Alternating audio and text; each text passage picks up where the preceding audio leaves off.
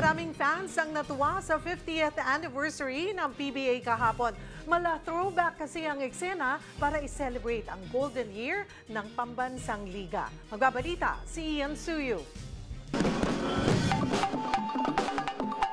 Mala fiesta sa haba ng pila ang eksena sa labas ng Rizal Coliseum kahapon. Marami kasi ang matyagang naghintay na makapasok para sa ginanap na 50th anniversary game ng PBA. At dahil golden anniversary, extra special ang hatid ng liga sa fans. 50 pesos lang ang tickets at may libre pang commemorative shirts para sa lahat. Saktong-sakto yan dahil retro-themed rin ang laro sa pagitan ng San Miguel Beermen at defending champion na Meralco Bolts. Pati ang graphics sa TV, retro rin. Ang San Miguel fan nga na si Mike, suot-suot pa ang lumang jersey ng Beermen. Very nostalgic raw sa kanya na makita ito. Parang bumabalik yung nakaraan eh.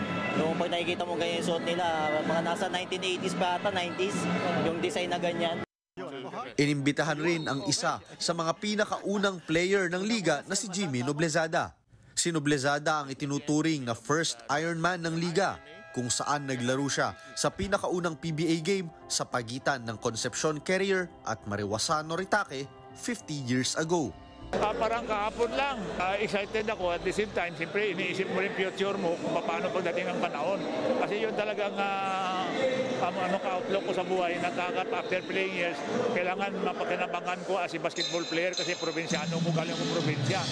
Laking tuwa naman ng PBA lalo't patunay lang daw ito na walang tigil ang suporta ng fans sa liga. At dahil naka-50 na, next target raw nila ang makaabot ng 100 years. Kayang-kaya nyo yan.